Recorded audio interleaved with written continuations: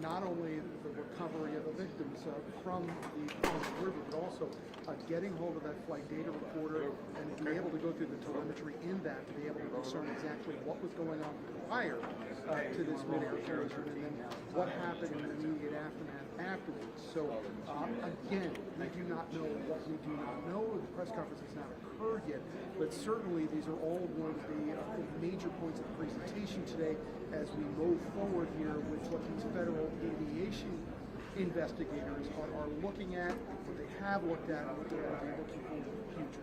Back to you.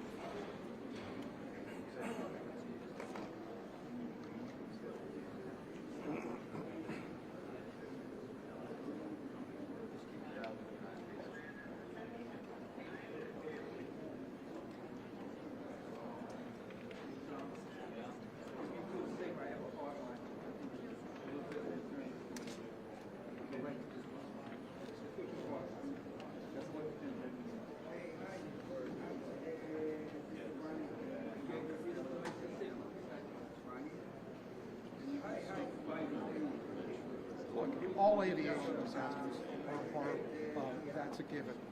The worst case scenario in this situation is a water crash, and that's what we're dealing with. Years ago, I had gone to an FAA facility in Potomac, New Jersey, and worked with some of the FAA and NTSB investigators, and they have a laboratory there where they actually will go and train investigators on how to decipher exactly what happened in an airline disaster. Back when I had made that trip 20 years ago, the NTSB investigators had told me that is the hardest kind of air disaster to investigate, because not only are you dealing with the tremendous conditions of the water itself, but also the recovery operations of the victims are arduous. So this is a horrible disaster. It's a terrible disaster, but also in the eyes of emergency officials, this is the worst case scenario for their jobs on trying to decipher not only what happened here, but how it happened as well. Hi, how are you? Thank you.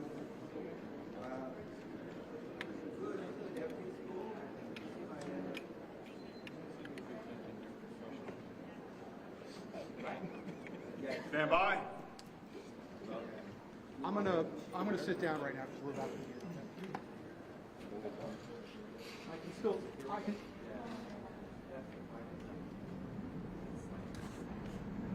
You guys ready?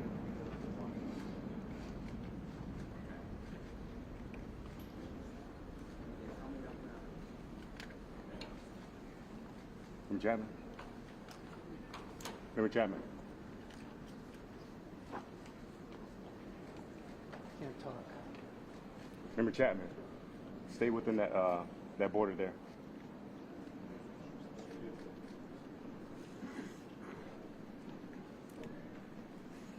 Thank you for joining us. My name is Jennifer Homendy, and I'm the chairwoman of the National Transportation Safety Board.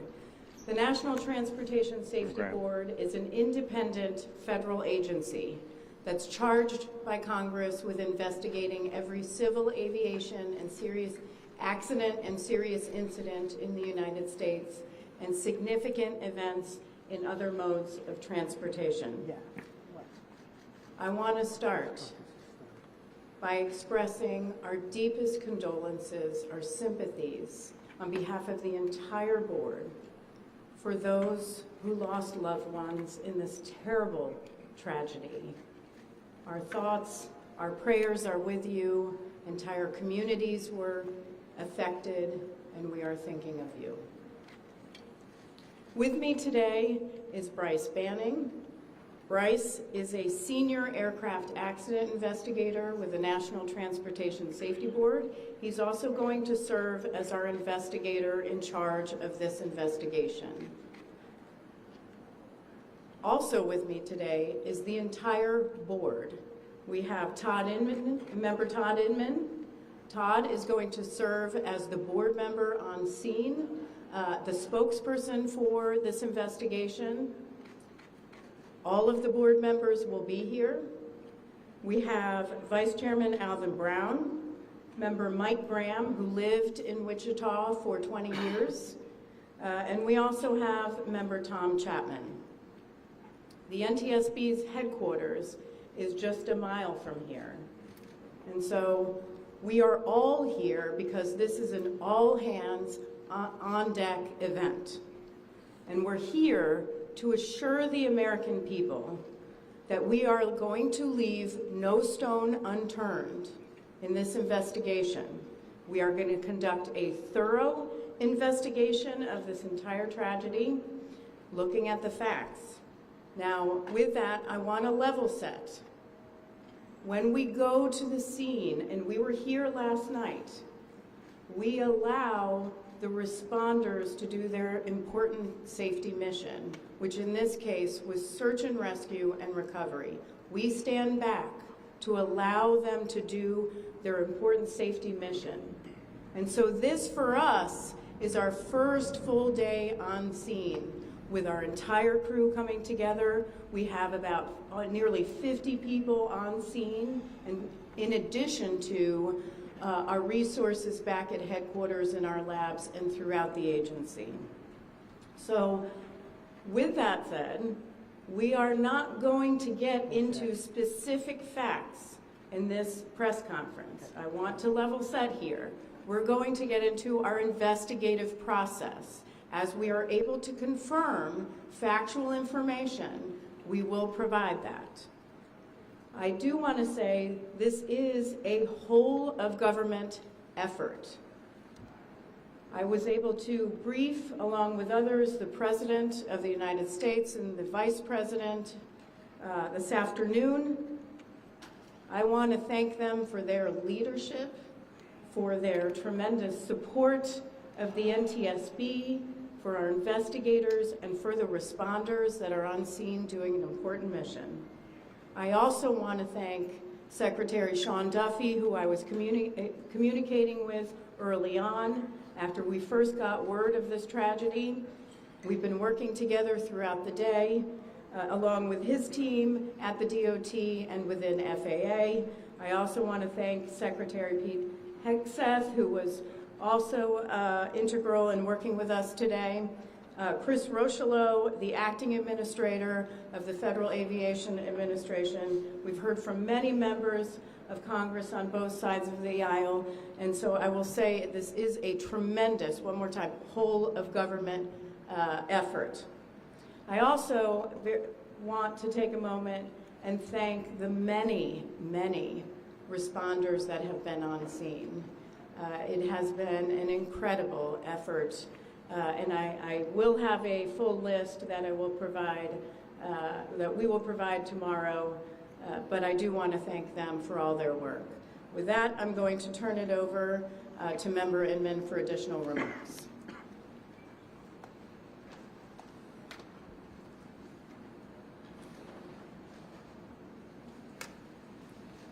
So today is our first full day on scene.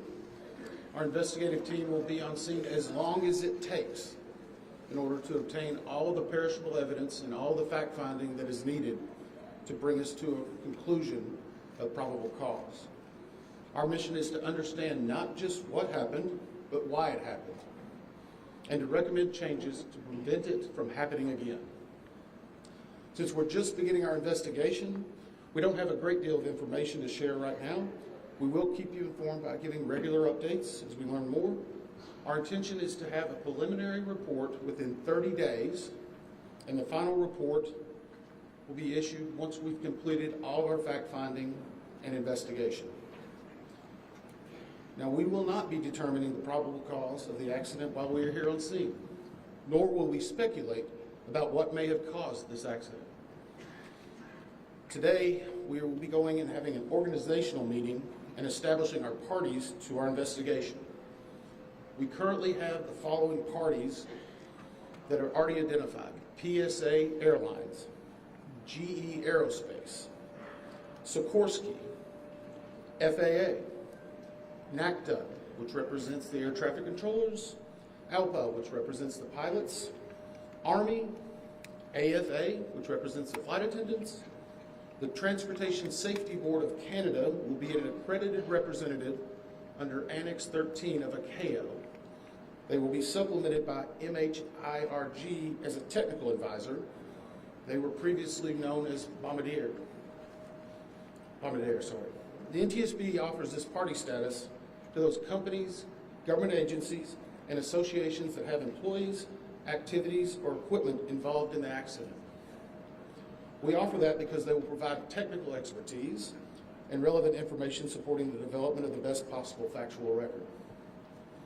Once they join this investigation, they are not permitted to release documents or talk publicly about the investigation without the consent of the NTSB. So I want to stress this. It is only the NTSB that will provide information related to this investigation, with one exception. Regarding the fatalities that occurred, that notification will be handled by the DC medical examiner. We will not be discussing fatalities or names. That will be handled by them as the proper authority. So we want to talk a little bit about our process. We will analyze the facts and determine the probable cause of the accident, and then issue a report of those determinations. I also want to talk a little bit about some additional people that are here with us, and they're very important to us, and that is our family assistance group. Later today, we will be briefing the families.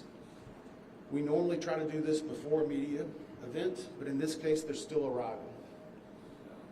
Our family assistance specialists are already working closely with local officials and others to help assist them in their efforts to support everyone that's affected by this accident.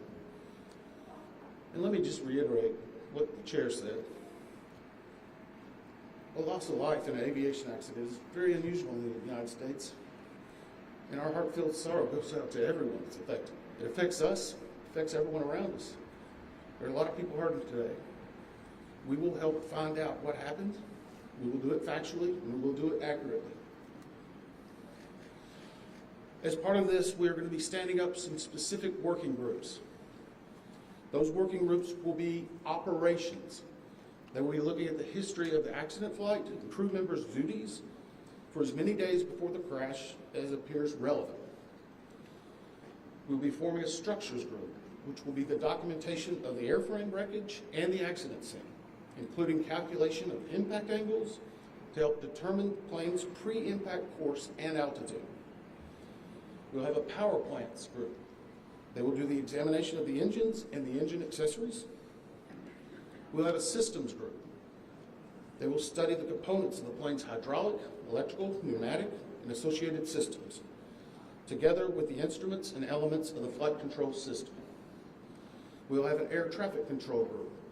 They will do reconstruction and review of air traffic control systems provided to and including acquisition of pertinent flight track surveillance information, what you might typically think of as radar or ADS-B, along with controller pilot communications. We will also have a survival factors group. They will be doing the documentation of impact, forces and injuries, community emergency planning, and all crash and fire rescue efforts. Also, due to the unique nature of this crash, we will be having a helicopter group as well. Lastly, we will have a human performance group, and this will not be its own group. It will actually be a part of the operations, air traffic control, and helicopter groups. They will study the crew performance and all before the accident factors that might be involved in human error, including fatigue, medication, medical histories, training, workload, equipment design, and work environment. Now we're going to take a few questions, but I will again stress, we don't have a lot of information now. We will continue to gather that. We will try to release it as we can, but we will only talk about the facts of the case that we know right now. So, I'm going to ask, we're calling a few people. I'm going to ask that you state your name and affiliation. James Matthews from Sky News. So we've heard from President Trump today talking about DEI hiring policies within the FAA and associating that with the cause of this say something? Well, unfortunately, I didn't hear the remarks. I was briefing House and Senate members, but I believe Chair would you like to take that? As part of any investigation, we look at the human, the machine, and the environment. So we will look at all the humans that were involved in this accident. Again, we will look at the aircraft, we will look at the helicopter, we will look at the environment in which they were operating in. That is standard in any part of our investigation. I'll turn it back. Chair, can I ask you, has the flight data recorder been recovered yet? And what is the difficulty in a water disaster like this, which presents a very difficult environment for your investigators and the people out of the water? Well, the question was on the flight data recorders. And we have not recovered the flight data recorders yet. We know they're there. They are underwater. This is not unusual for the NTSB. We have many times recovered flight data recorders in water. We have our lab right here that is about a mile from the NTSB, so it's not unusual. And once we get those, we'll be able to get those read and information from them to be able to provide further information to you. I'm going to turn it back over to Member Inman. Heather Henry with CBS News. Earlier today, Defense Secretary Pete Hegseth said a mistake was made last night. Based off of you all's initial investigations and preliminary findings, have you all been able to tell whether this was human error or mechanical failure? The question was, has there been human error or mechanical failure? We don't know what we know just yet. We do not know enough facts to be able to rule in or out human factor, mechanical factors. That is part of the NTSB investigative process, and where all of these groups will come together. It's one of the reasons why the NTSB is known as the gold standard. We will take the time that's necessary, but I'd also like to reiterate, if we find something that is a significant issue that warrants immediate action, we will not hesitate to make those recommendations and make them public. We have a good track record on that, and we want to continue doing so. Sir? Hello, Sir Tom Costello with NBC News. Does it hurt your investigative process, maybe for the chairman, does it hurt your investigative process to have the president already suggesting possible causes here as you try to keep an open mind and begin this investigation? Tom, with all due respect, I think the press also likes to state what probable cause is before we get to the probable cause. So what I'm going to say is you need to give us time. You need to give NTSB, it's not that we don't have information. We do have information. We have data. We have substantial amounts of information. We need to verify information. We need to take our time to make sure it is accurate. That's best for you. That's important for the families. It's important for legislators who are seeking answers to try to figure out what they're going to do about this. And so it will take time. We do have a lot of information, but we need some time to verify that. Yeah, Member Chase Williams with Fox Business. I'm wondering about the conditions in the tower last night. Were there any performance issues in the past with any of these controllers? Anything of that nature? The question is about controllers. As I said, we are just now forming the groups. The controllers do have union representation, which they're entitled to. They'll be working with our party system and our party groups. They'll be conducting interviews. Those interviews will need to be analyzed, transcribed, and other team members will need to look over it. It'll be a long process, but we will go through the entire history. My question is for the chairwoman. Can you tell us more about what the president and vice president's responses were when you briefed them this afternoon? Sure. So the question was about my briefing for the president and the vice president. As is standard, we offer briefings on our process and what we know, and this was a briefing with the president and vice president and with Secretary Duffy and Secretary Hegseth and also the acting administrator of the FAA. There was discussion on what we know so far and our process, and that was about it. Madam Chairwoman, Stephanie Ramos with ABC News. Similar to Tom Costello's question, the president has stated what may have caused the crash, stating common sense. Does that affect your progress at all at this early stage? Yeah, So the NTSB, we conduct an important safety mission where we take a very careful approach. I'm sorry, the question was on speculating during investigations, which is we often hear about. What I will say is we look at facts on our investigation, and that will take some time. And at some point, we'll be able to provide that factual information, as Member Inman said, and provide that hopefully tomorrow. Member Inman? Hang on a second. Dave Shepardson from Reuters. Have you been able to retrieve the black boxes from the helicopter? Has the military decided whether they're going to read those to the NTSB? And what about the ATC tapes? Have you guys been done? So the question was about black boxes, which are referred to as black boxes, which are typically orange. We have not recovered any of the boxes involved yet. We feel comfortable and confident that we will be able to. Right now, recovery of life is probably most important in those that were involved. I mean, there are still ongoing recovery efforts involving the fatalities involved, along with some debris is coming out as well. We will make sure that that perishable evidence is maintained. We have a great process for that. We will probably have more than one black box, so to speak.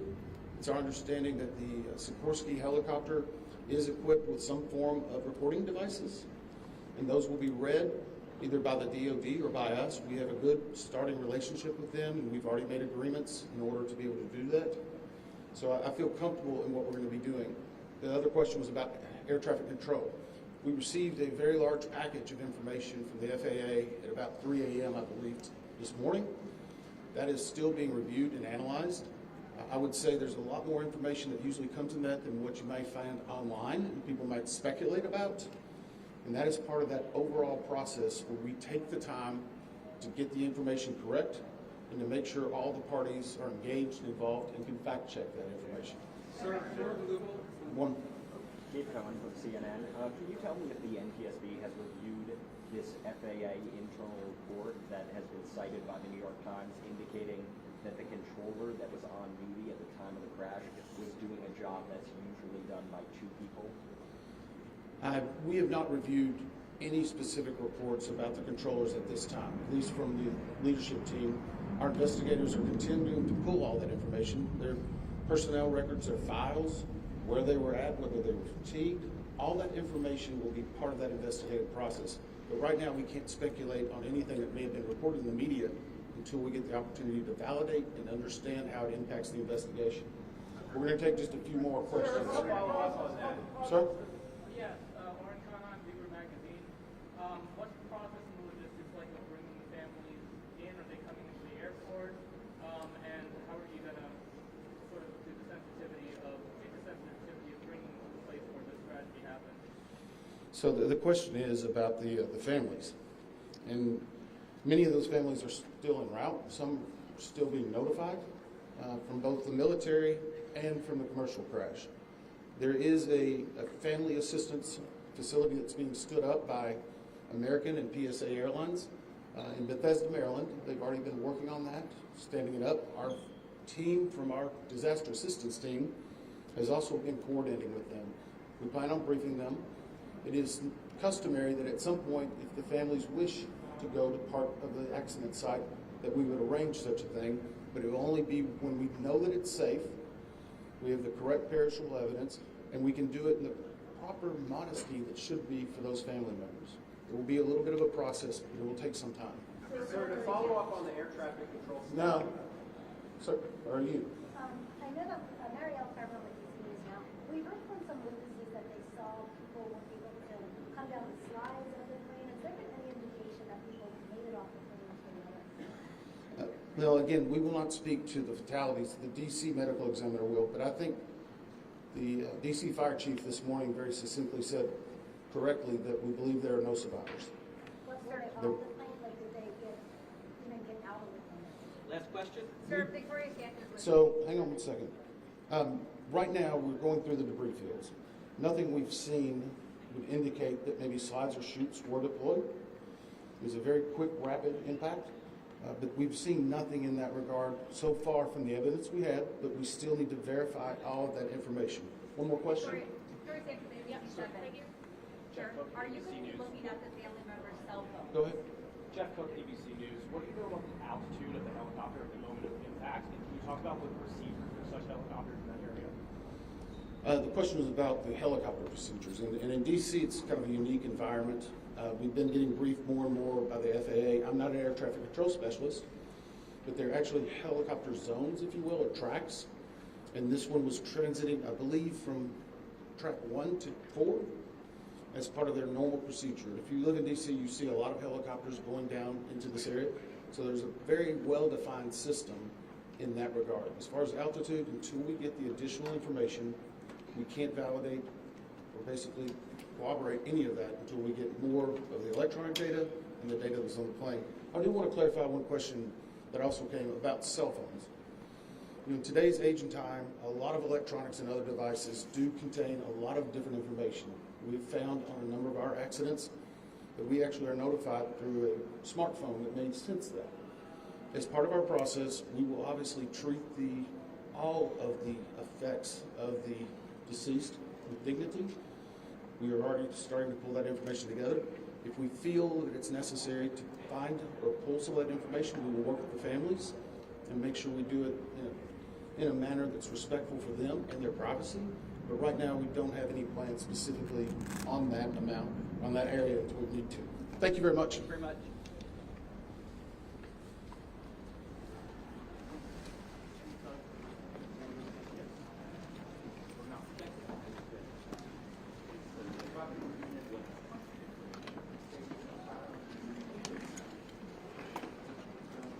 Hi, for further updates on media briefings and other developments, please follow